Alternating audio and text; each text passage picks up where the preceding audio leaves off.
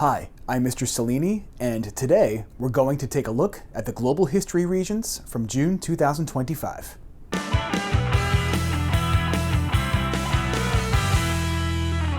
So let's get into the June 2025 multiple choice section, shall we?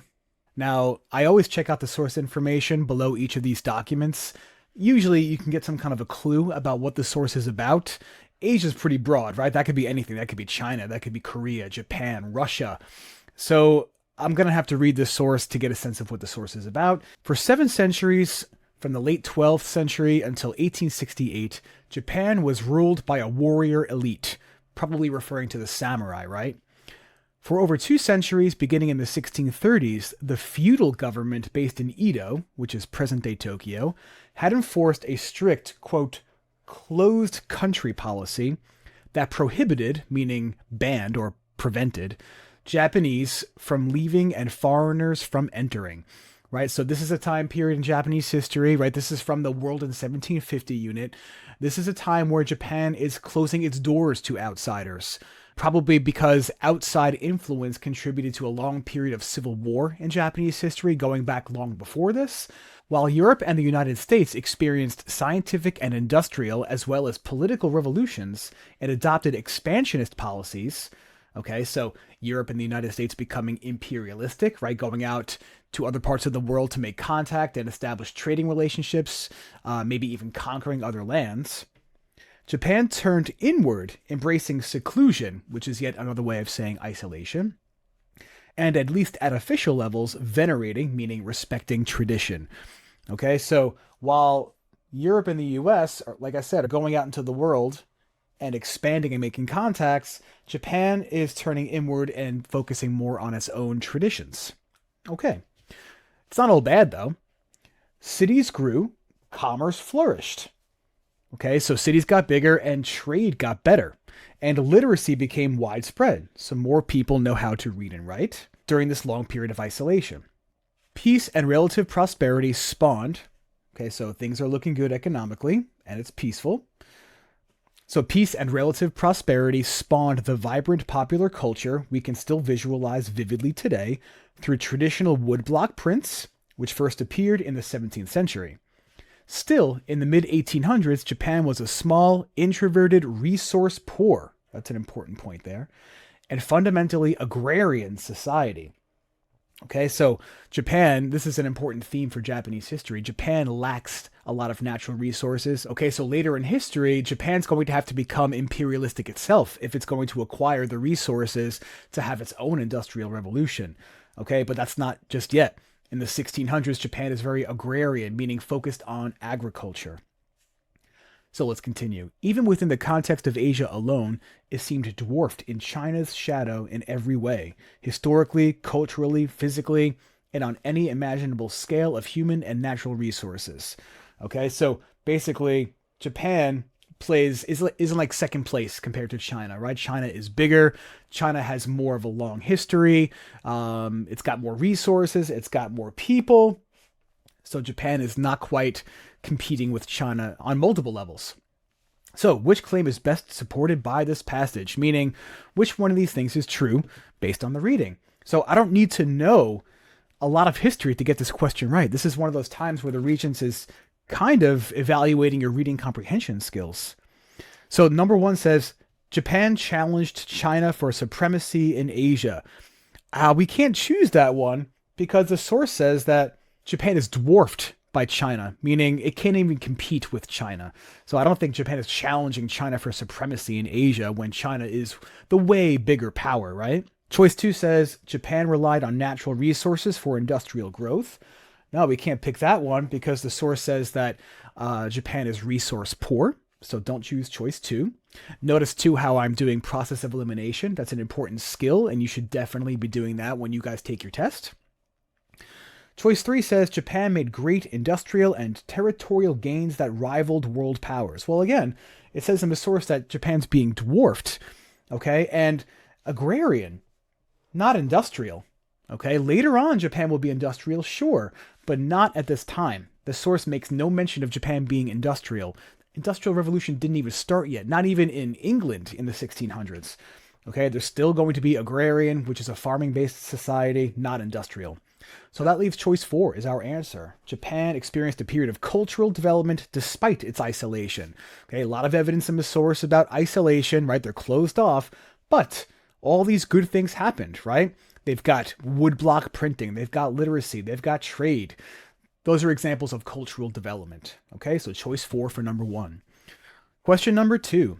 This passage best describes which development in Japanese history? Okay, look at choice 2 here. The arrival of Commodore Matthew Perry. Well, Commodore Matthew Perry's arrival, this is a guy who came from the United States and went to Japan seeking a trading relationship between the US and Japan. This happens a little bit later on, and it's an example of interconnectedness, okay, not isolation. The Meiji Restoration is when Japan becomes more modernized, okay, so that's way later on. In the source, Japan is still agrarian. Okay, they're not modern just yet. So we can't pick choice 3 for this question. Number 4 says the annexation of Korea. That happens much later. That happens during something called the Russo-Japanese War, which happens between 1904 and 1905. Okay, at the time period where Japan is way stronger, imperial, industrial, modern. Okay, and again, much later on. So not a time period that's reflected in the source.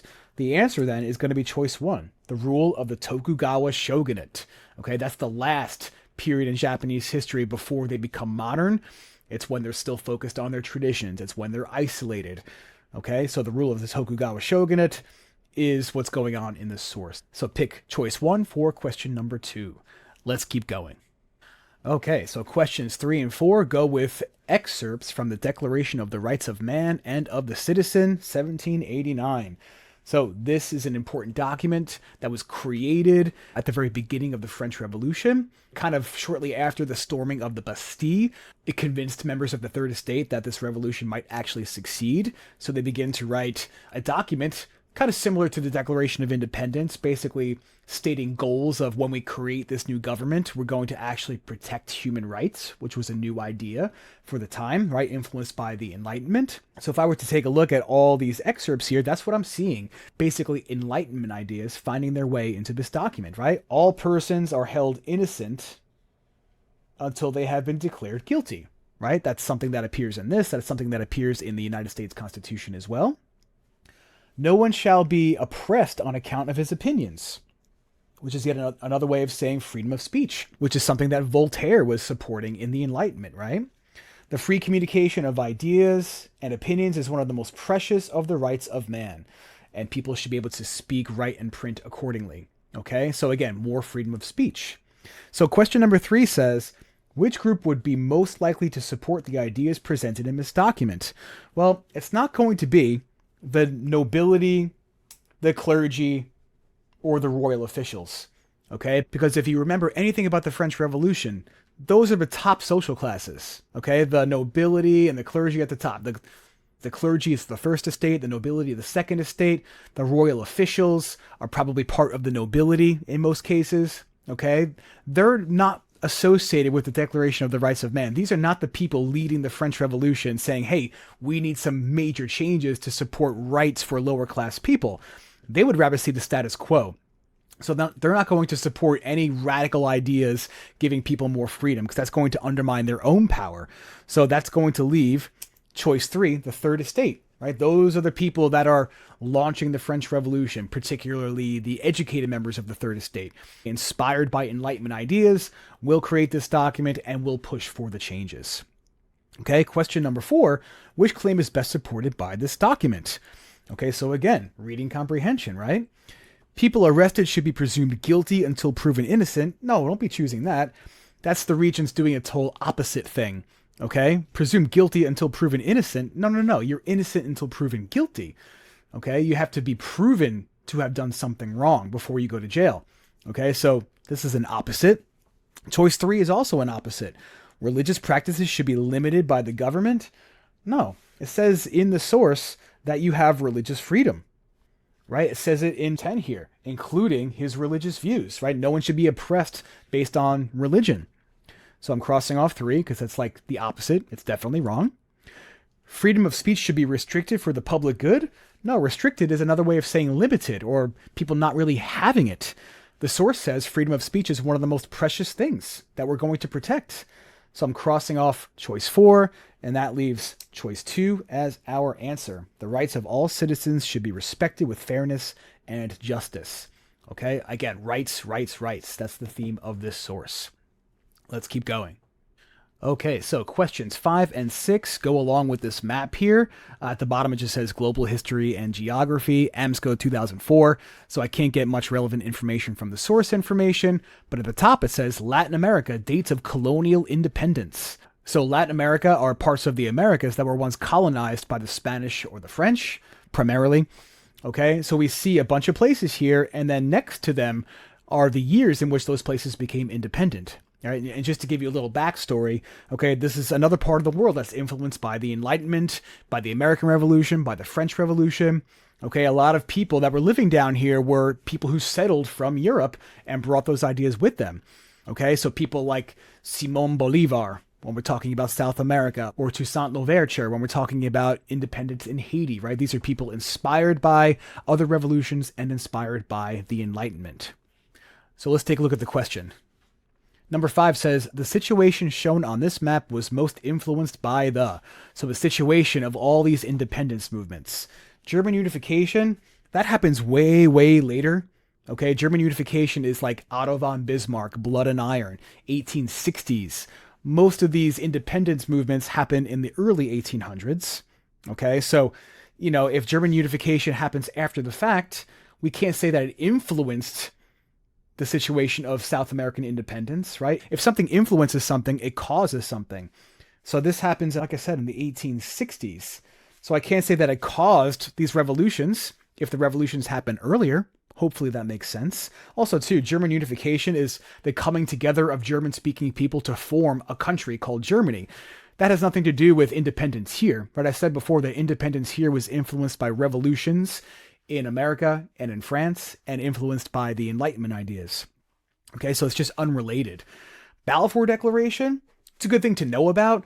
Okay, this is something that was issued by the British in the early 1900s, in which the British basically said, hey, we support the idea of giving Jewish people their own country in Palestine, which they didn't have, okay? And that got the British into trouble because they also promised Muslims that they can have a country in Palestine as well. Okay, and that's like the root of why that area got split and why even today there's conflict in that part of the world. Okay, and that's, like I said, the early 1900s, so way later than these independence movements. So there's no way it could have influenced this. Number 4 says Treaty of Versailles, which is also way later. So it could not have influenced something that happened in 1825. And this is what ends World War I. Right, and causes the Germans to be punished, and this desire to regain their power and prestige. It sends the German economy down the tubes, and it leads to the rise of the Nazis, who promise to fix everything.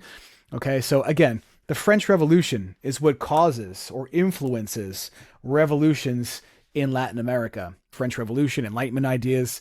The people in the Americas are shown that a revolution can succeed. Okay, so this is the most relevant. So choose number 1 for question number 5. Okay, question number 6. Which claim about Latin America is best supported by the information on this map? Choice 1 says, European countries had control over most of the region until World War I. World War I was 1914 to 1918. Okay, so I cannot say that European countries had control over most of this region during this time because, look, it looks like they're all independent long before World War I. Okay, so it's good to know some dates to give you a little bit of a shot here. If you don't know when World War I was fought, you might pick that one accidentally. Okay, but these independence movements happened long before World War I. Europeans are already gone. There's only a couple of places left where the Europeans have control. Certainly not most of the region. All right, so get rid of that one. Choice 2, cross off. Most independence movements occurred in the 20th century. It's good to know some key ideas in social studies, right? The 20th century is the 1900s. I can't say that most of the revolutions occurred in the 1900s if most of these things say the 1800s. So cross off choice 2. Choice 4, you're going to cross off as well. Most countries gained independence before the Haitian Revolution. No, the Haitian Revolution is first. That's the first out of all the Latin American revolutions. Even if you didn't know that, if you just spend some time analyzing this map, you'd see, take a look, Haiti, 1804, you're not going to see any other revolution before that. So it's the opposite. Most countries gained independence after the Haitian Revolution. So cross off choice 4. Process of elimination gets to choice 3. Nationalism became a growing force during the 19th century. Nationalism, pride in one's country, right? Pride in one's group of people. Maybe that group of people doesn't even have a country. If you have pride in your group, you want your group to be strong. You want your group to be independent. These people had pride. These people wanted to be strong. They wanted to be independent from either Portuguese, Spanish, or French rule. So nationalism is our answer for question number 6. So choose choice 3 for that one.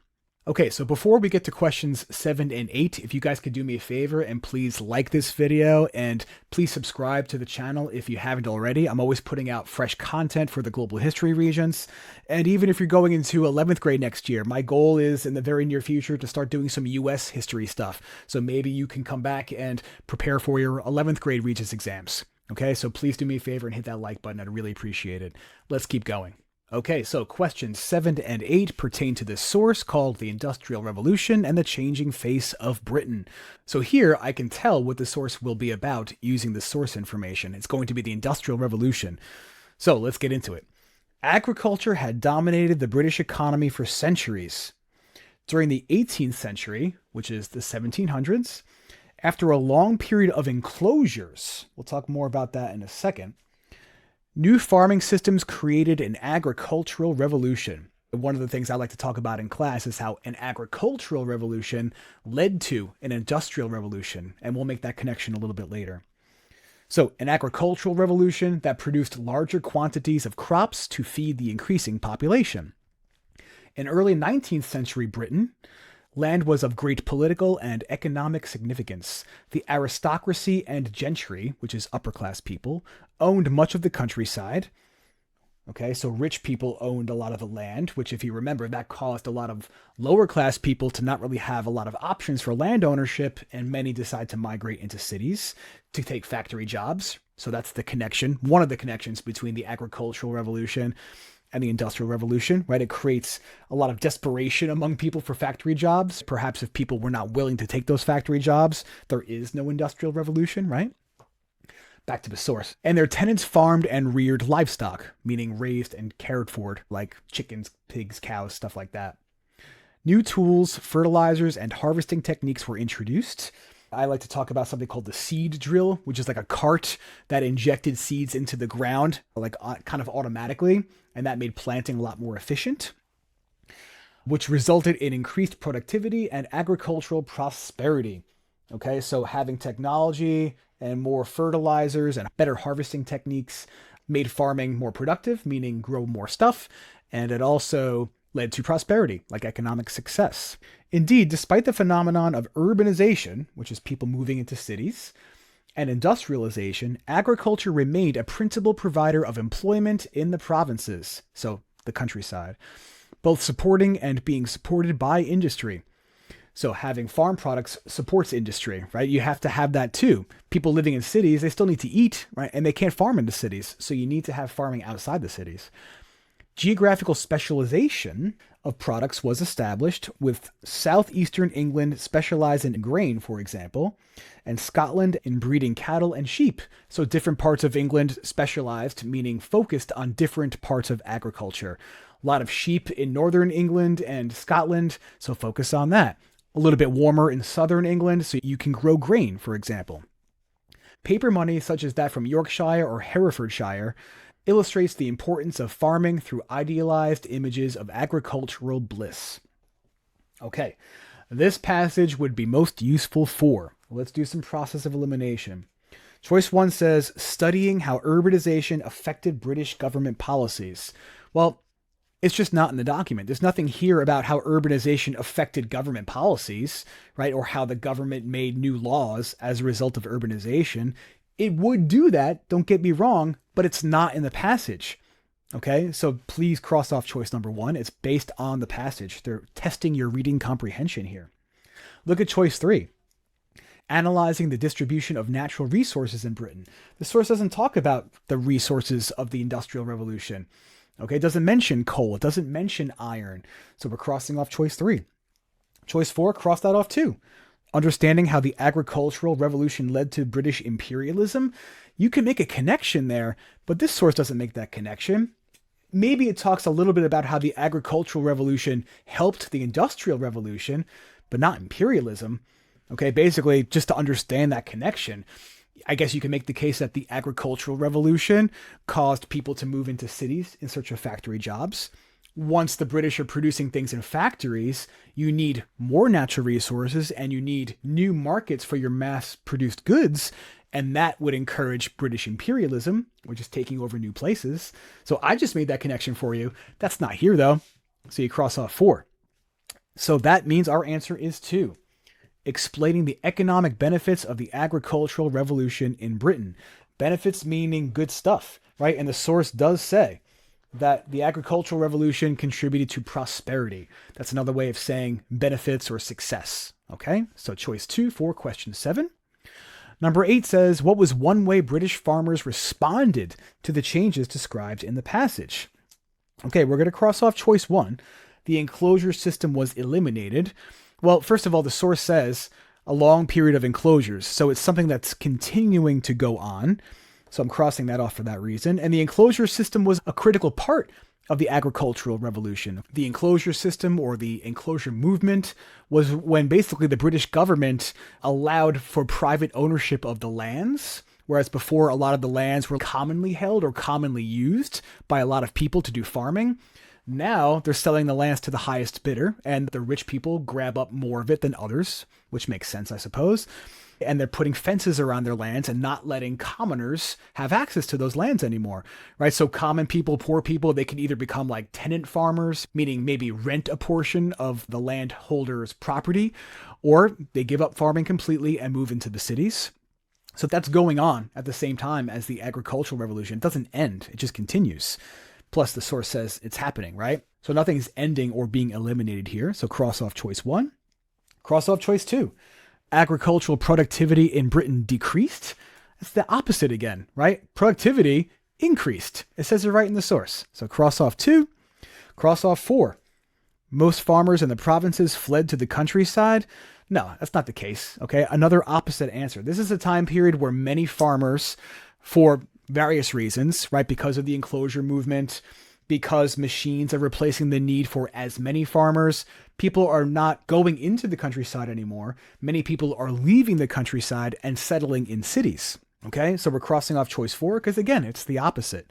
So what does that leave us with? That leaves us with choice 3. Farmers specialized based on their location.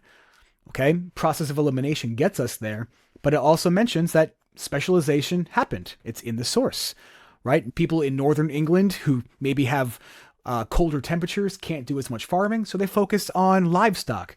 People in the south, where it's a little bit warmer, yeah, they grow grain. That's specializing, right? Focusing on one thing, and that one thing is something you're going to be good at. So choose 3 for question 8. Let's keep going. Okay, so questions 9 and 10 pertain to the source, published in 1858, and it says, Father Thames introducing his offspring to the fair city of London. Okay, the Thames, it tells you at the top here, is a river that flows through London. So when I'm seeing London and I'm seeing 1858, I'm thinking it's still the Industrial Revolution that they're asking me about here. Okay, but let's keep looking at the source. Okay, the offspring, like the kids, are, most of these words I can't even pronounce. Okay, the one I can pronounce is cholera. And that's the one I teach in class, right? This is a time period in which cholera outbreaks were common. Cholera is a bacteria that got into the water supply in London during the Industrial Revolution, okay? Because people were moving into the cities so fast, they became overcrowded. There were not proper ways to get wastewater away from the drinking water. People put a lot of their wastewater right in the Thames River, okay? So that filled this thing with bacteria, and this was a source of water that people used to drink. Okay, so the river gave birth, offspring or kids, the river gave birth to kids, but the kids represent these diseases. Okay, and they're just staring down the Queen of England here, who was Queen Victoria at this time. So, which statement best explains the cartoonist's perspective of conditions in London during this time period? It's another way of saying what's the cartoonist's point of view? What's their perspective? Okay, so choice 1 is our answer. Industrialization led to contamination of water supplies and illness. Okay, because that's the theme here, right? These are the illnesses, and the water supply spread the illnesses. But let's look at the other ones anyway. Choice 2 we cross off. The growth of factories contributed to poor working conditions. I mean, that's true, but that's not something shown in the source.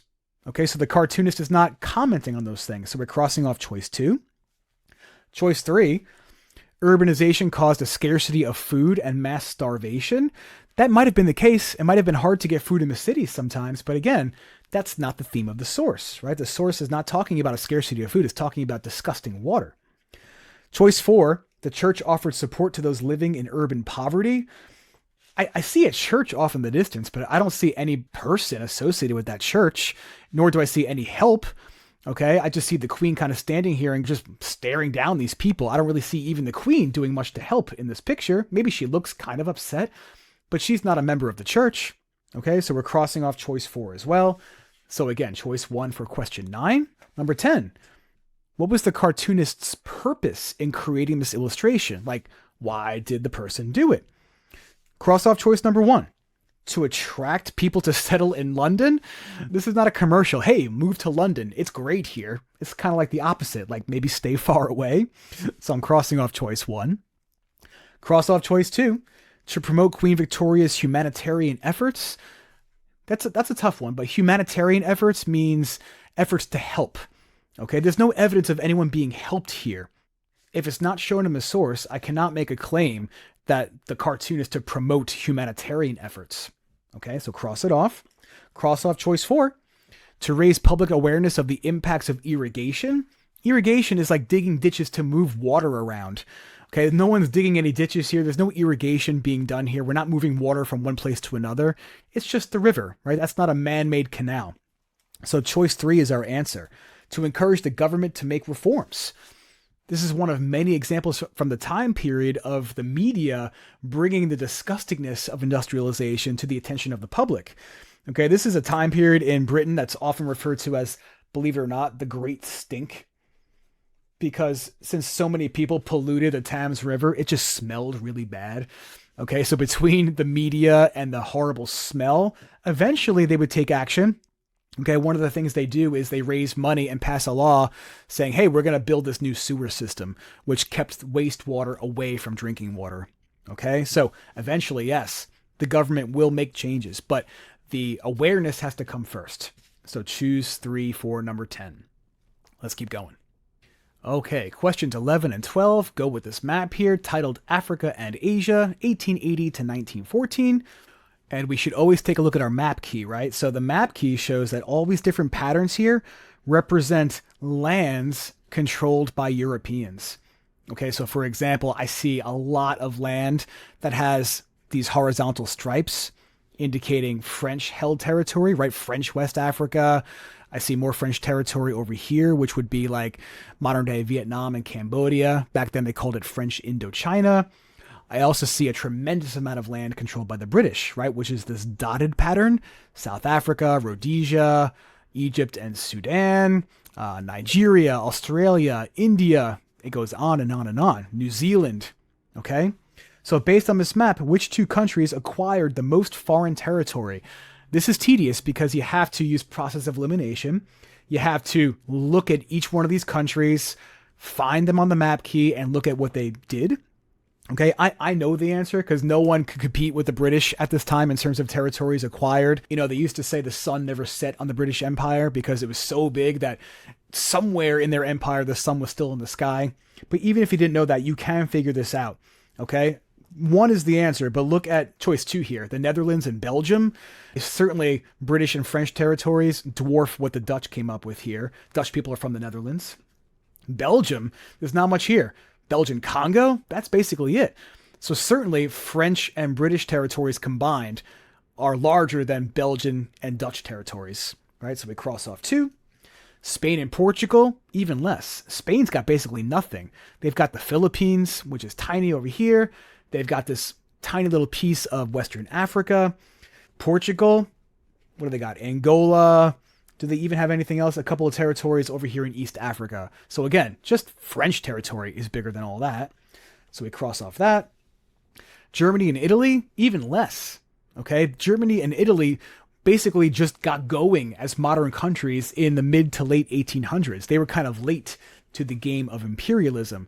Okay, Germany is this pattern here. They have a little land in Africa. Okay, so it's kind of easy to figure out that the British and the French certainly have the most territory on this map under their control. Number 12, the situation shown on this map was caused in part by European nations' desire to. So the situation is imperialism. Okay, you should always know what imperialism means for the regions, right? One country is trying to conquer another part of the world, usually for economic reasons, right? Usually to acquire natural resources and also to establish new markets for goods, which is just a fancy way of saying, I want more places around the world buying my stuff. Otherwise, they're going to sit in my factory, right? Because I'm mass producing things quickly. So it's not going to be choice one. Import factory-made goods. That's the opposite. They want to export factory-made goods, right? Export means sell and ship out. They don't want to buy more stuff. They want to sell their stuff. So definitely know the difference between import and export. Choice two, we cross off. Encourage immigration into their countries. The imperialism is not to encourage immigration, right? They're not conquering Australia so that Australian people immigrate, or I should say emigrate, to Europe, right? If anything, it might be the opposite, right? Maybe it's kind of small in Britain, and by having Australia, they can send some of their people to Australia. When in fact they did. This is basically a penal colony for the British. They sent their prisoners here. Okay, so it's not done. Imperialism is not done to encourage immigration into European countries. Okay, it's the opposite. So you cross off 2, you cross off 3, establish democratic governments worldwide. No, they're not conquering lands and then going to these places and saying, hey, you guys have democracy, right? You could vote us away if you want. No, they don't do that. They conquer places and sometimes they deny people rights. They deny people the right to control their own government. That's not democracy. So choice 4 is our answer. Obtain raw materials for their industries. Raw materials is a synonym for natural resources. Okay, so choice 4 for number 12. Okay, so questions 13 and 14 apply to this cartoon here titled The Emergence of 6 Independent States. So I suppose independent states are emerging from this pool of Turkish power, maybe kind of like separating away from Turkish power, I guess we could say. So when I see this, I'm thinking, oh, this is referring to the decline and fall of the Ottoman Empire, which basically goes away permanently right after World War I, and you get the birth of, yes, a modern Turkey, but also a bunch of territories that used to be controlled by the Ottomans would now become independent or taken over by somebody else. So take a look at 13. Which empire's decline is depicted in this illustration, okay? So the Turkish power caption here is the clue, okay? Because you should know that the Ottoman Empire was led by Turkish-speaking peoples, so that should help you. So even if you didn't know that these were territories that used to be under Ottoman control, Turkish power is your clue, okay? So definitely you're going to choose Ottoman Empire for number 13. The Mughal Empire, that was in control over India. Okay, Greece is not part of India, right? Austro-Hungarian Empire, that is an empire in Western Europe. But again, Turkish people, Austrian people, different. Okay, so cross that one off too. And the British Empire, definitely not. These are not places that were ever under British control. You just saw the places that were under British control on this map. Okay, Western European places on this map like Greece, for example. Okay, never under British control. It's on this map, Greece. Okay, if I look at Great Britain territory, this dotted pattern, I don't see that on Greece. Okay, sometimes it's good to use the test to take the test, if you will. All right, so again, Turkish power, Ottoman Empire, they go hand in hand. Number 14, the conditions shown in this illustration played a major role in bringing about the... Oh man, this is a tough one. Basically, the question is asking, what other events in history did this cause? Okay, we're going to cross off number 1, the unification of Italy. So the unification of Italy is like the 1860s, right? So I can't say that these independence movements caused the unification of Italy, okay, because this happens after the fact. Okay, sometimes it's good to know some dates, guys. Okay, unification of Italy, Giuseppe Mazzini, Garibaldi, Count Camillo Cavour, right? Those are the guys that brought Italian states together. That's this time period. Start of World War I is the answer. We'll come back to that. Potsdam Conference. This is a tough one. This is 1945, and this is the very end of World War II. Okay, when basically the European countries and the US were setting Japan some demands, like you better surrender or else, not really telling them that an atomic bomb is coming. Okay, these things do happen before this, right? So, but they don't cause this, right? The independence of Greece does not cause the US to say to Japan, hey, surrender in World War II. Okay, there's no connection there. Signing of the Warsaw Pact is even later. That's the 1950s. And that's when the Soviet Union and its communist allies nearby form a military alliance. These independence movements from Turkey do not cause the Soviet military alliance to be born, okay? But they do cause World War I to happen. So let's talk a little bit about why, right? So these places here, Serbia, Montenegro, Albania, Bulgaria, they all, and I'll put a map in the video, but we see a map here. This is the Balkan Peninsula. Okay, it's a part of the world that was referred to at this time as the powder keg, if you will, meaning a place that's on the verge of exploding. So if all these places in the Balkan Peninsula are rising up and declaring independence, that's showing a lot of violence and conflict in the region, right? And nationalism, if you will, this desire for independence, is a cause of World War I. In fact, maybe we should write that down, right? It couldn't hurt to remember your mania causes of World War I: militarism, alliances, nationalism, imperialism, and assassination. Okay, so independence movements often go hand in hand with nationalism, and we know that nationalism starts World War I. So maybe that's a clue for choice 2 being the answer. But just diving in deeper here, Bosnia-Herzegovina annexed by Austria. Okay, I don't want to get too detailed here, but I'm going to get a little detailed. So people that live in Bosnia consist of a group called Slavic people. Okay? Slavic people wanted to have their own country in the Balkan Peninsula, just for Slavic people. Okay? They were tired of being controlled by the Ottomans, so they rose up against the Ottomans. Now they're ticked off because the Austrians took them over, right? To annex means to take over. So the fact that the Austrians are now getting involved really makes Slavic people upset, and that's what led to a very passionate nationalistic terrorist, right? That Gavrilo Princip guy, he's the one that went to Bosnia and assassinated the Archduke, right? Because from their point of view, Austria is getting in the way of Slavic people having their own country in that part of the world, right? And the assassination of the Archduke is what caused World War I to happen. So one of the more confusing parts of 10th grade global history is understanding how nationalism and the assassination led to World War I, but that's like a good summarized version of it. Okay, so again, this causes World War I. Okay, so 15 and 16 go with the source. Armenians are sent to perish in desert. New York Times, August 18th, 1915. Okay, the Armenians were a group of people who lived within the Ottoman Empire. Okay, and they were the Christian minority within the Ottoman Empire. Okay, and as the Ottoman Turks got increasingly nationalistic, one of the negative side effects of nationalism is that people that are a little bit different often get persecuted. The Armenians were a little bit different from the rest of the Ottomans because the rest of the Ottomans were mostly Muslims and the Armenians were Christians. And sometimes, unfortunately, in history, minority groups are used as scapegoats for the problems of a nation or the problems of an empire. And we just talked about how the Ottomans were collapsing, and these people will be blamed for that because they often say, oh, the Armenians are Christian. They're taking the side of Russia during World War I, and therefore they're undermining the Ottoman Empire. But anyway, let's get into the source. Turks accused of plan to exterminate whole population. People of Karahisar massacred.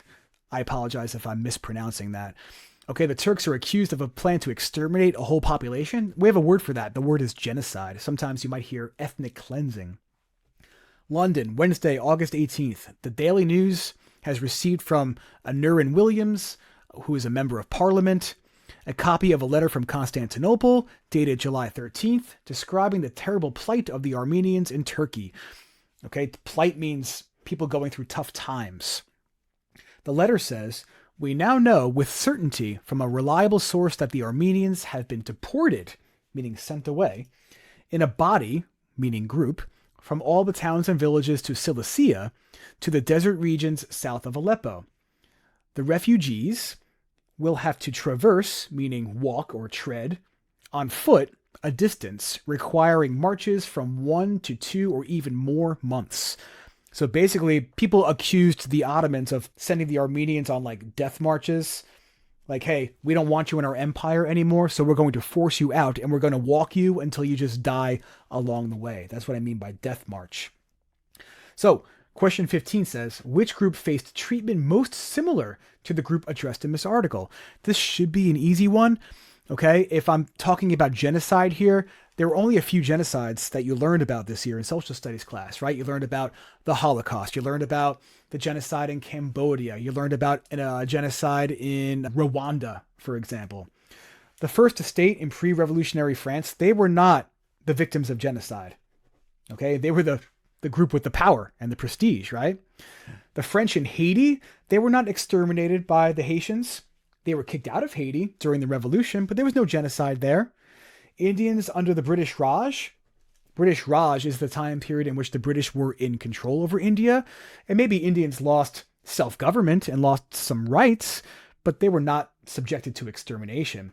The Jews in Nazi Germany, yes. Okay. The Holocaust is an example of genocide. The source is talking about a genocide. Choice 4 for 15. A historian would find this article most useful for identifying the cause of the incident is not in this document. There's no mention of why the Ottomans are upset with the Armenians. So I cannot use this article to talk about a cause of the incident. Researching the geography of Turkey, there's nothing here about geography. Right? They're mentioning some places. There's much more to geography than that, right? Geography is like mountains and rivers and oceans and coastline. There's nothing about that stuff here. Supporting a claim that a genocide took place is your answer, right? Because the headline here, exterminate whole population, that's like the definition of genocide. So I can use this to support number 3 here. Determining the number of people affected by the incident, can't do that. There's nothing here that shows how many people died. Okay, I believe estimates are about 1 million Armenians died during this. And this is a very controversial set of questions for the Regents, okay? Because to this day, the Turkish government denies that a genocide took place. The US does recognize that a genocide took place. We have said that openly. And that's one of the things that has caused some recent friction between us and Turkey. Because like I said, the Turks say that a genocide never happened. Okay, and if you accuse a country of committing genocide, you're basically saying that, hey, you guys did something really horrible. Okay, and the Turks don't really love that we said that. Okay, so anyway, choice 3 for number 16. Let's keep going. Okay, questions 17 and 18 go with the source, which is a speech by Ho Chi Minh. When I see Ho Chi Minh, I think communist Vietnam. This is the guy who led the North Vietnamese in their attack against South Vietnam, because this is a guy that wanted all of Vietnam to be reunited and fully communist. Okay, Vietnam, just like Korea, was split after World War II. He was unhappy about it. He wanted to reunite the entire country. Workers, peasants, soldiers, youth, school students, oppressed and exploited fellow countrymen, people who were taken advantage of, he's talking to here, right? The Indochinese Communist Party. So there it is, communism, right? And Indochina was what Vietnam was called while the French were in charge. So the Indochinese Communist Party has been founded. It is the party of the working class, right? Usually communist movements claim to represent the working class, right? Because people who have nothing are very interested in hearing about the promises of communism, right? It will help the proletariat, meaning poor working class people, lead the revolution waged for the sake of all oppressed and exploited people. From now on, we must join the party, help it, and follow it in order to implement the following slogans. To overthrow French imperialism. Like I said, long before the United States was in Vietnam, the French owned Vietnam, and the French tried very hard to get it back after World War II. This guy's had enough. So to overthrow French imperialism and Vietnamese feudalism and reactionary bourgeoisie. Okay, so basically overthrow the rich people, overthrow the French, and overthrow feudalism, right? Feudalism, a system maybe where the rich control the land, right? And maybe oppress the poor. Number 2 says to make Indochina completely independent, right? He doesn't want to be led by the French anymore. To establish a worker, peasant, soldier government, right? So basically a united government, or rather a government that unites the lower class people of Vietnam. To confiscate the banks and other enterprises. Makes sense. He's a communist, right? Communism, there's no private property, right? There's no privately owned businesses. The government takes those things over. To confiscate all the plantations and property belonging to the imperialists. So not just taking over the banks and businesses, also taking over lands and other property. To bring democratic freedoms to the masses. I mean, you don't really see that happen really in communism, but he says he's going to do that. And to dispense, meaning provide, education to all the people. Okay, great. So 17 says, which claim is best supported by the evidence in this speech? Well, we're going to cross off number 1. Under French control, the Vietnamese economy had grown. I don't know. It seems to me he's pretty irritated with the French, right? Because maybe they're suffering, right? They're being exploited and oppressed. It doesn't seem like the Vietnamese are doing well, right? Or that their economy is growing. So we're going to cross off choice 1. Number 2, we cross off 2. The French had established education systems throughout Indochina. Well, based on number 9 here, it sounds to me like they don't have education, right? And so the Vietnamese or rather the communists are promising that once the French are gone, they're going to give education to the people. Doesn't sound like the French are giving it out. And just from a historical standpoint, it makes sense. If you're the French, you don't want the Vietnamese to be able to read and write, right? Because they might read and write about Enlightenment ideas. They might read and write about the Haitian Revolution, and that might inspire the Vietnamese to work against the French. Okay, so they don't want to educate people. So obviously we're crossing off number 2 here. We're also going to cross off number 3. Ho Chi Minh gained Western support for a democratic republic in Vietnam. Okay, certainly not. This is a revolution against the West. The French are Western Europeans. Okay, so they're not gaining French support. They're rebelling against the French. This is not them asking, hey, French people, do you support us having our own country? No, they're fighting against the French. They're fighting against the West. So you cross off 3, and that leaves us with number 4. Ho Chi Minh intended to reclaim what the French had taken from his people. How do I know that? Well, process of elimination. Always do that, guys. But also, right, when I say confiscate, or rather when he says confiscate, right? Confiscate banks belonging to the imperialists. Maybe these were banks that used to be Vietnamese banks. He's taking them back. Okay? So confiscating is taking, reclaiming is taking. There's your evidence to support number 4. So choose 4 for 17. 18. Which statement best describes the author's purpose in delivering this speech? Again, the purpose is why are they doing this? Cross off number 1. To explain why he's supporting the communist revolution in Russia. Well, the communist revolution in Russia happened long before 1930. That happens in 1917. And he's not talking about Russia in the source, right? If he's not talking about Russia in the source, there's no evidence to support that he's supporting Russia. So you cross off number 1. Number 2, to ask the French for independence. He's not asking for anything, right? He's fighting for independence. Okay, so we cross off number 2. Number 4, to ask for international support for his revolution. Again, he's not asking, he's fighting. He's not looking for other countries to support him. He's telling his own people, fellow countrymen, that they need to do these things, right? Those are people who live in Vietnam, not people who live around the world. So you cross off 4 for that reason, and that leaves us with 3. To explain the goals of a Vietnamese nationalist movement. Okay, nationalism is pride. If you have pride, you want to be strong. He says, here's how we can be strong. We're going to be democratic. We're going to be educated. We're going to take over the businesses and the lands that used to belong to other people and use them for ourselves. That, from Ho Chi Minh's point of view, is going to give the Vietnamese people more strength. So 3 for number 18. Let's keep going. Okay, questions 19 and 20 go with the source titled Hiroshima, 1946. Okay, so when I see Hiroshima and I see the mid-1940s, I'm thinking end of World War II, atomic bombs forcing the Japanese to surrender during World War II, right? But let's look at the source to be sure. Then a tremendous flash of light. Usually when an atomic bomb goes off, you see a flash of light. Cut across the sky. Mr. Tanimoto has a distinct recollection that it traveled from east to west, from the city toward the hills. It seemed a sheet of sun.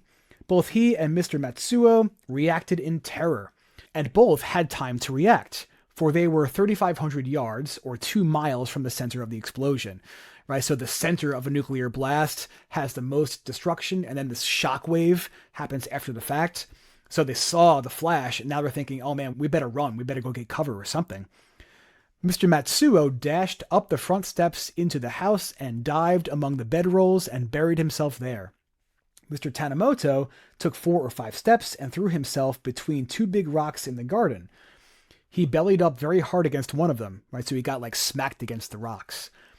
As his face was against the stone, he did not see what happened. He felt a sudden pressure, and then splinters and pieces of boards and fragments of tile fell on top of him. Right? So things are falling off the walls and falling on top of the guy here. He heard no roar. Almost no one in Hiroshima recalls hearing any noise of the bomb. But a fisherman in his sampan, meaning boat, on the inland near Suzu, the man with whom Mr. Tanimoto's mother-in-law and sister-in-law were living, saw the flash and heard the tremendous explosion. He was nearly 20 miles from Hiroshima, so even 20 miles away from the bomb, he still heard the bomb. But the thunder was greater than when the B-29s hit Iwakuni, only 5 miles away. So way louder, more destructive than any other type of bomb before the atomic bomb, right? So how could a historian best use this passage? Well, it's going to be choice 1. To understand how the atomic bomb affected civilians. This is a passage about civilians, right? These are not soldiers. And it's talking about how they were hurt because of the atomic bomb. That's an effect. But let's look at the other ones, right? Choice 2, to investigate why the military dropped the atomic bomb. There's nothing here about the reasons why the U.S. did this, right? The U.S. did this to kind of force the Japanese to surrender, right? We had it in our heads, us being the Americans, that the Japanese would never surrender. Kind of like that old samurai mentality, right? There were supposedly reports that civilians were being trained on how to fight. Okay, so those are the reasons why they dropped the bomb. That's not in the source, so you cross that off. 3 says, to illustrate how the war effort was affected by the atomic bomb. Well, it doesn't show how the Japanese war effort was affected by the atomic bomb, right? It doesn't say, our war effort is coming to an end, right? We're not going to make any more efforts. In fact, we're going to surrender. Okay, that's not discussed in the source. So we cross off choice 3. To show how the atomic bomb changed government policy, it's not here. It's just talking about civilians hearing thunder, seeing a flash, getting hurt. Nothing about government policy. Okay, government policy would change after the atomic bomb. Basically, the emperor says, hey, guess what? I'm not this absolute leader that has divine right to rule anymore. We're going to become more democratic. Those changes do happen, but that's not here. So sometimes, and this is confusing, I should have said this before, a lot of the times these things are historically accurate, but it's asking you find the historically accurate thing that's in the source. So choice 1 is our answer. Number 20, the events described in the passage led to so the dropping of the atomic bomb led to which one of these things? The creation of spheres of influence in China is not the answer. That's like the 1840s and 50s after the Opium War. Okay, so this is long before the atomic bomb. So I can't say the atomic bomb led to this. D-Day invasion of Normandy, that's 1944. Again, before the dropping of the atomic bomb. So I cannot say that the atomic bomb led to the D-Day invasion. D-Day is a good one to know, right? It's a big turning point in World War II. It's when the British, the Canadians, the Americans all invade France across the English Channel and open up a 2-front war, right? And that makes it really hard for Hitler to keep the war going because he's basically being surrounded. But again, that is before the atomic bomb. So cross that off. And choice 4, collapse of the Soviet Union. That is in 1991, Christmas Day, 1991. The dropping of atomic bombs on Hiroshima and Nagasaki don't lead to the collapse of the Soviet Union. Other things lead to the collapse of the Soviet Union, right? Like the policies of Mikhail Gorbachev, like Glasnost, Perestroika, okay? Not Hiroshima being devastated by an atomic bomb. So Japanese surrender of World War II is what the atomic bomb leads to, right? So choose 3 for number 20. Let's keep going. Speaking of the Soviet Union, questions 21 and 22 go with a source about the Soviet Union. On Christmas Eve in 1979, the Soviet Union invaded Afghanistan to rescue a communist-leaning government under attack by Islamic rebels. Okay, so the Soviet Union during the Cold War wants to spread communism. The United States wants to contain communism, right? Those are the basic things about the Cold War that you absolutely need to know for the Regents. So the Soviets put a communist government in Afghanistan. It's under attack. They're going to invade to protect it. These rebels were known as mujahideen, or holy warriors. So people that were religious were attacking this communist government, which makes sense. Atheism is what they support in communism. So if you are a devout Muslim and communism rolls into town, you're not happy because you're basically told that you can't be religious anymore. So these people would be upset. To hurt its Cold War foe, the US began arming the mujahideen in the 1980s. Okay, so yes, we sent people into Vietnam and into Korea. We sent Americans into those places to contain communism. Here, we're not doing that, but we're going to provide weapons to those fighting against communism, right? This helped the rebels secure a stalemate against the Soviet army, which finally pulled out its troops in 1989. Okay, so like for 10 years, the Soviet Union was trying to keep communism in Afghanistan. They spent a lot of money doing that. Okay, and that's one of the reasons why the Soviet Union eventually collapses. With the Soviets gone, factions of mujahideen battled each other, right? So different groups of mujahideen with American weapons fought with each other for control over Afghanistan now that the Soviet Union is gone. And by 1996, the Taliban, a radical Islamist group, controlled the country. Okay, so the Taliban came out of the mujahideen with American weapons, right? And they wanted to create an Afghanistan that was really strict when it comes to following the laws associated with Islam. So which claim is best supported by the evidence in the source? It's not going to be choice 2. The invasion of Afghanistan secured Soviet influence in the region. That answer choice implies that the Soviet Union succeeded. But no, they pulled out their troops. They left. That doesn't show me securing influence, right? The Soviet Union went home. Their influence is gone. Choice 3 we cross off. The Mujahideen supported the pro-communist government in Afghanistan. Definitely not. That's the opposite, right? They're fighting communism. The communist government was under attack by Islamic rebels, right? The rebels were the Mujahideen. So if they're attacking communism, they're not supporting communism. Choice 4, Cold War conflicts in Afghanistan contributed to the rise of the Taliban. That's going to be our answer, okay? Because if it wasn't for communism versus non-communism, the United States would not have armed those people. And if they weren't armed, meaning that if the Taliban wasn't armed, maybe they wouldn't succeed. Maybe they wouldn't rise up. Okay, so going back for a second, we're going to cross off number 1 as well. The U.S. attempted to eliminate the Mujahideen. No, they're supporting the Mujahideen. They're giving them weapons. That's not eliminating. Okay, so again, just to reiterate, choice 4 is the answer for number 21. The Cold War conflict in Afghanistan led to the rise of the Taliban because the Taliban got American weapons because the Americans were trying to give weapons to anybody fighting against communism during the Cold War. A confusing topic, but hopefully pretty simple after doing process of elimination. Please, guys, please do process of elimination. Number 22. The American actions described in this article are an example of which policy? I already mentioned it. It's containment. Okay, the Americans want to stop the spread of communism at all costs, even if that means giving weapons to a radical Islamist group. Perestroika is when Mikhail Gorbachev introduced some capitalism into the Soviet Union. Okay, so that's Russia. That's the Soviet Union. That's Mikhail Gorbachev. That's not American actions. So you cross off choice 1. Choice 3, globalization is the world being interconnected through trade and transportation. That's not being talked about here. Choice 4, collectivization. That's when communist governments take all the small privately owned farms in a country and join them together to create large government-owned farms that people are forced to work on collectively to grow food for the country. That's not an American action, right? America is not communist and has nothing to do with this source. So containment, stopping the spread of communism, hurt the Cold War foe. So containment for number 22. Let's move on to 23 and 24.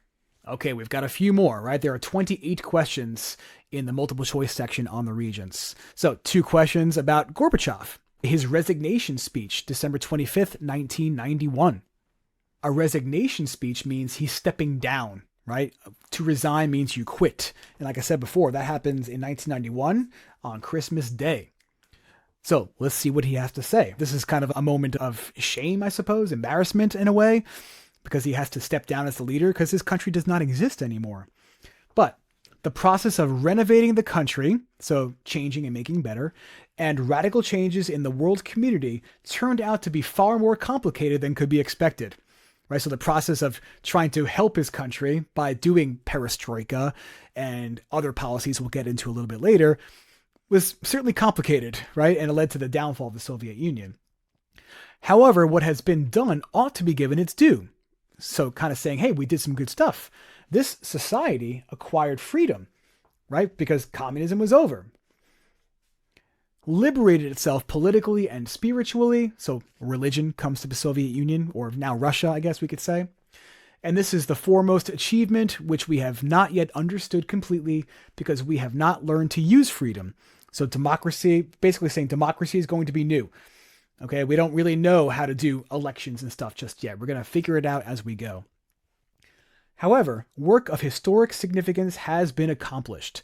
The totalitarian system, which deprived the country of an opportunity to become successful and prosperous long ago, has been eliminated. So no more totalitarianism, right? That's when a government controls every aspect of a person's life. If that's gone, people will have more freedom. That's a good thing, right? A breakthrough has been achieved on the way to democratic changes. Free elections, freedom of the press, freedom of religion, representative organs of power, meaning you can elect your representatives, a multi-party system. Okay, so like in America, we have multi-party system, right? There's Democrats, Republicans, Green Party, Libertarians. In Soviet Russia, there was only the Communist Party. That was the only one that was legal until now.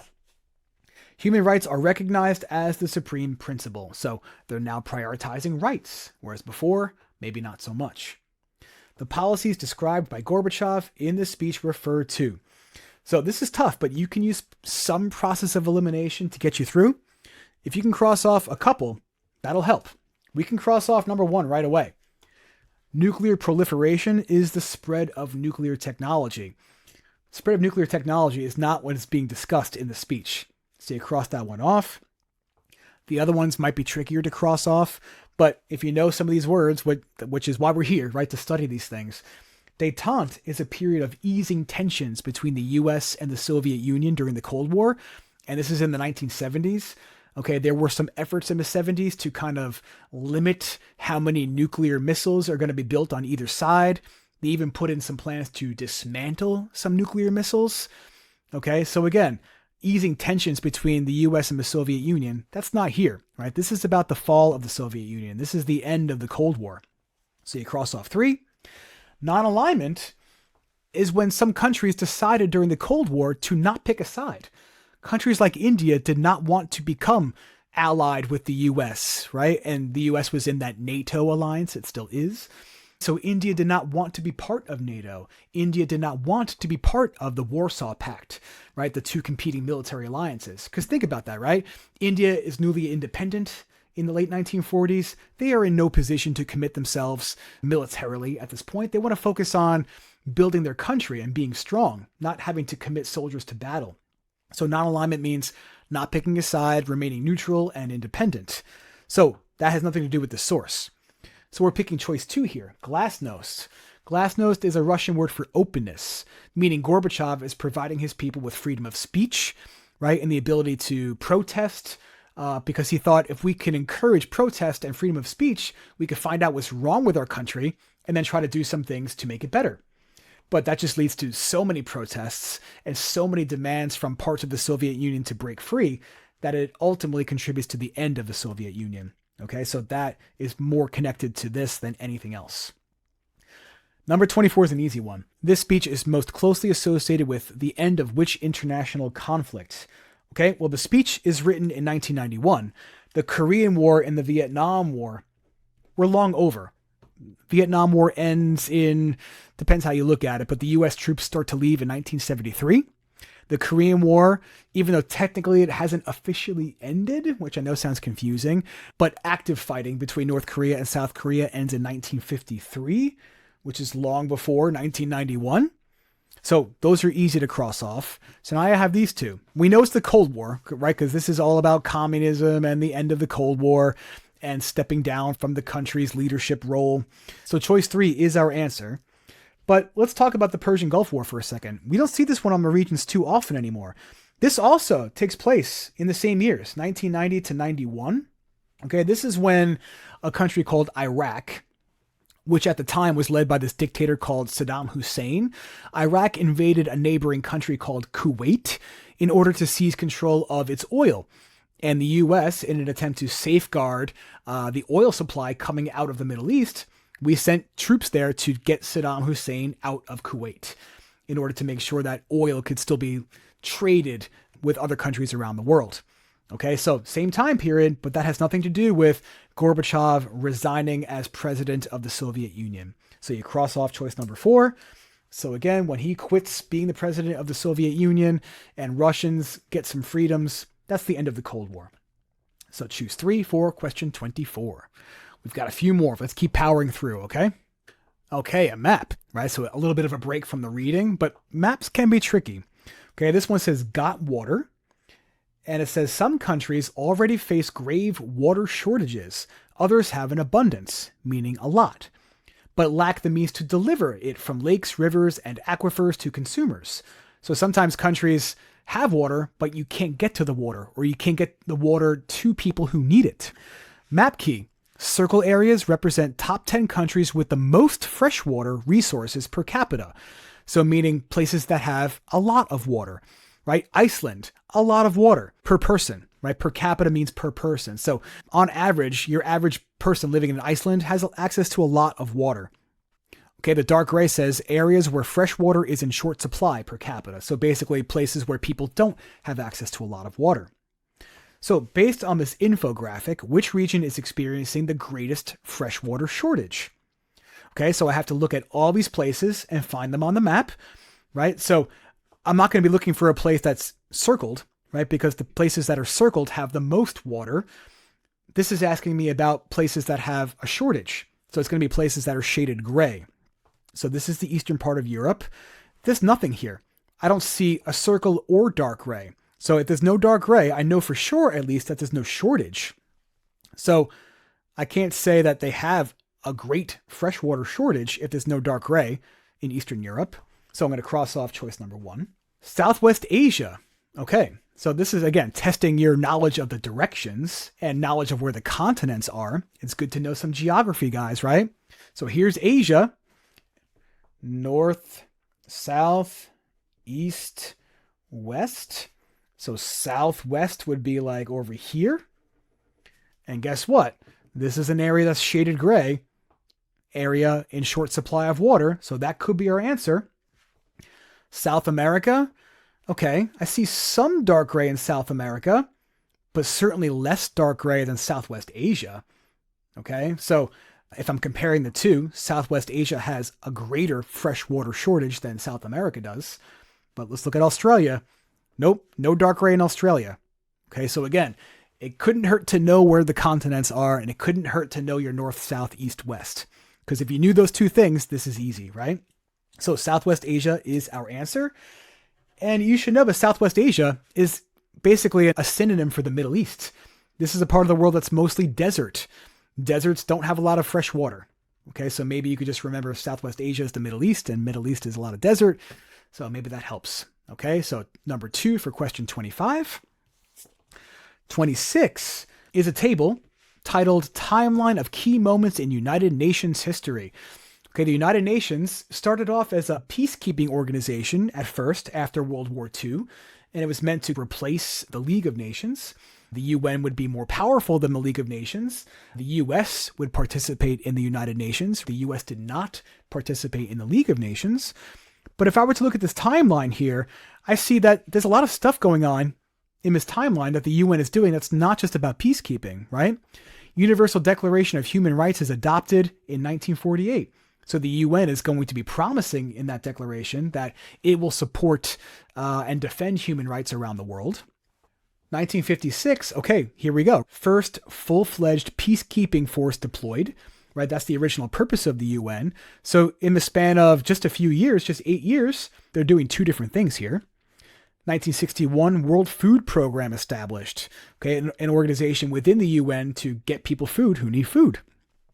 1965, UNICEF wins Nobel Peace Prize.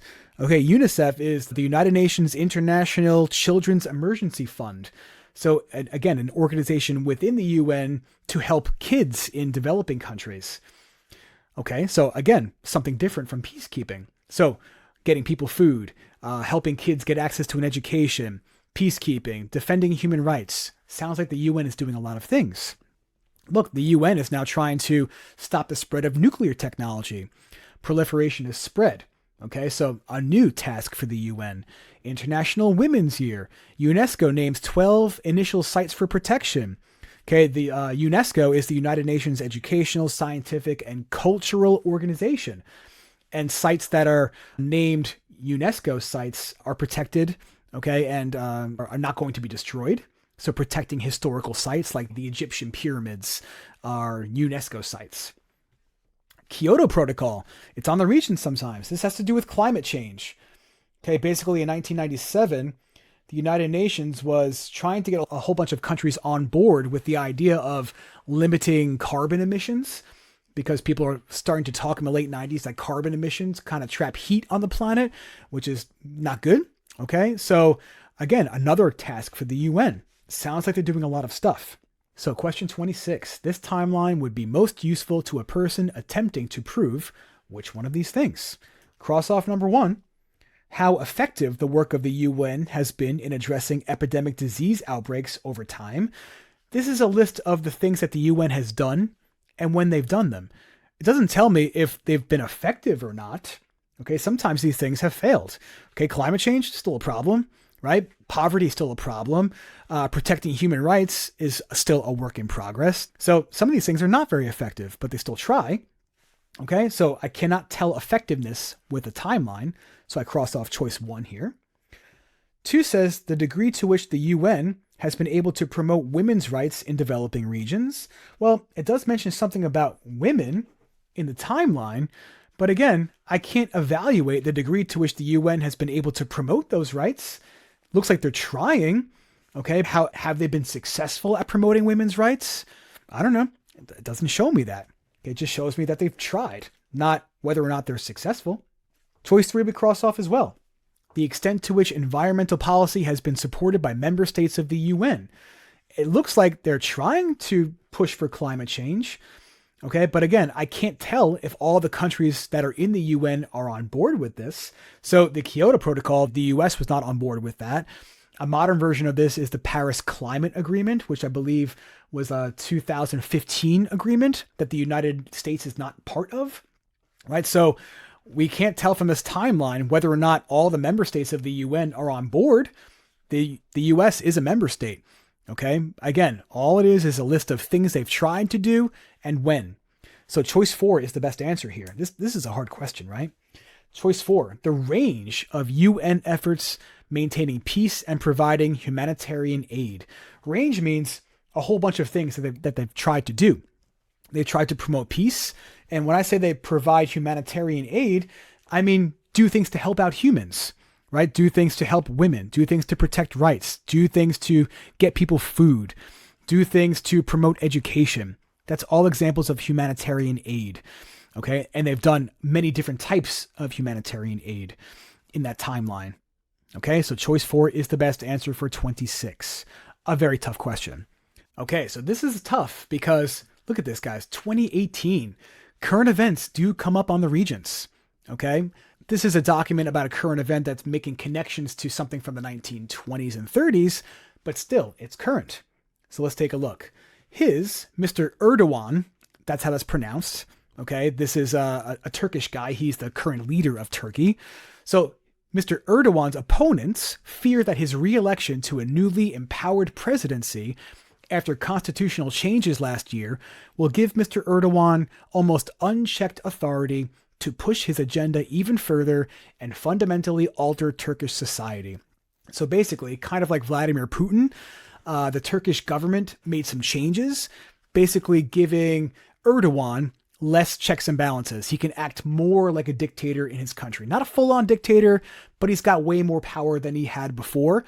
And he could basically be the president of Turkey as long as he wants. I'm oversimplifying it, but basically he's going to be there for a while, just like Vladimir Putin has been there for a while. Okay, so people are thinking that he's going to change Turkish society. Mr. Erdogan has made no secret of his desire to recast, meaning change, Turkey in his own image, one rivaling the legacy of Mustafa Kemal Ataturk, the founder of the Republic and its first president. Okay, Ataturk is the first leader of modern Turkey after Turkey emerges at the crumbling of the Ottoman Empire. Okay, so instead of an Ottoman Empire, all that was left was Turkey. They fought very hard, the Turkish people, in the 1920s to remain independent. And Kemal Ataturk was like, hey, if we don't modernize quickly and become more like the Western European countries, we're going to lose even Turkey. We don't want that. Okay, so Kemal Ataturk, he comes up on the Regents a lot. He made Turkey a democracy. Okay, a republic is a type of democracy where people can elect their leaders. Industrialization becomes a priority in Turkey. Women's rights become a priority in Turkey. Turkey becomes more secular, meaning their laws would not be based on Islamic principles anymore. They'll be based on basically European ideas, like the Enlightenment ideas. But he wants to rival the legacy, this Erdogan guy, meaning he wants to do even bigger things than Ataturk did. Their visions for Turkey could not be more different. Ataturk was a nationalist and a secularist. Okay, so yes, somebody who had a lot of pride in his country and wanted it to be strong, but also somebody who does not want Islam or any religion having any kind of power over the government or any kind of real influence on society. So Ataturk was a secularist whose sensibility permeates, meaning extends throughout Turkish culture, meaning the influence of this guy is still there. Mr. Erdogan is an Islamist who rose from the conservative religious working class that most resented Western secularism, right? So when Ataturk pushed in all these changes in Turkey, not everybody was on board with that. A lot of people who were into the old school ideas were not happy with Ataturk. And this Erdogan guy comes from people that were very religious. So they were the people that were opposed to Kemal Ataturk. So now that this guy is in charge of Turkey, he wants to bring the influence of Islam back into his country. Even while Prime Minister 6 years ago, Mr. Erdogan declared his desire to raise a pious generation. If you're pious, it means you're very religious, okay? And he wants people to be very religious when it comes to Islam, right? That's the religion that he supports. So, what is the central issue described in this article? It is choice 1, but we'll get back to that a little bit later. Let's look at the other answer choices. Choice 2 says, fighting between Kemal Ataturk and Turkey's President Erdogan. They come from 2 different time periods, guys, okay? Erdogan is the president now. Kemal Ataturk is not alive anymore, so they can't be fighting. Passing aggressive reforms to restore Turkey's democratic institutions. We can't choose that one, right? Because in the beginning, people were afraid that his power is going to go unchecked. Okay, most democracies support checks and balances as an idea. Okay, so if checks and balances go away, like unchecked, that means this guy can function more like a dictator. That's not democratic, right? So he's not restoring democracy. Some people are saying Erdogan is getting rid of Turkish democracy. So you cross off choice 3. 4, crackdown on protests by Turkish troops. He did do that.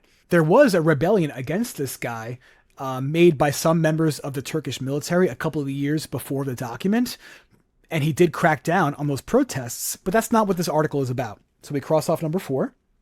So that leaves us with choice 1, a conflict over Turkey's cultural identity, right? When Ataturk was around and when his influence was the most important, Turkey was nationalist, it was a republic, it was secular, meaning Islam did not influence anything in Turkish society. But now Mr. Erdogan wants more religious influence in his country, right? That's a conflict over what should our culture be like. So number 1 is the answer for 27. Okay, 28 is very tough. It's one of those questions that the Regents like to do sometimes where they say, hey, what other event in history is like the event from the document? Choice 1 says the seizing of the Suez Canal by Gamal Nasser. Okay, let's talk about that one a little bit.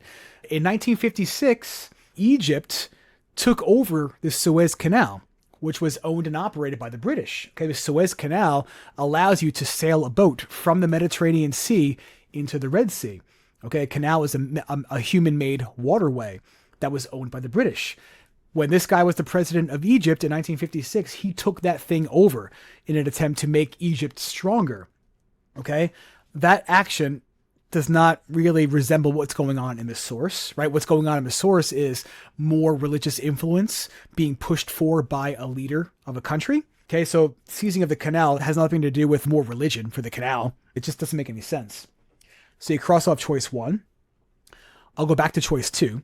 Choice 3 says the collapse of the Austrian Empire. The Austrian Empire collapses after World War I. Austria was on the losing side of World War I, and with the Treaty of Versailles, Austria is split apart into separate countries. That's 1919. That has nothing to do with the rise of more religious influence in a country being pushed forward by a leader. Cross off choice 3. Partition of India in 1948. That's tough because there was a huge religious component to this. Muslims in India did not want to live in India once the British left, because in a democracy, the majority rules. The majority of Indian people are Hindus, and the Muslim minority was afraid that they would be persecuted by a Hindu majority. So yes, there's religion there, but again, that doesn't really connect here. What connects, though, is number 2. I'll tell you why.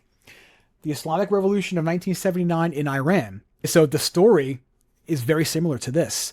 Before 1979, Iran was a country governed by a nationalist, a secularist, an industrialist. This guy named Shah Reza Pahlavi was a big ally to the United States. Okay, and the people lived like they do in Turkey. Okay, they eventually, though, grew tired of him because he was very anti-religion, and there were still a lot of religious people in the country of Iran. And so the religious groups led a rebellion against the Shah and chased him away. And Iran turned into a country where Islam directly influences Iran. Just like Mr. Erdogan here is trying to directly influence Turkey by bringing in more Islam. So the two events in history are largely similar, right? Shifting from secular to more religious influence in Turkey. So that's why number 2 is the best answer for number 28. A very hard question.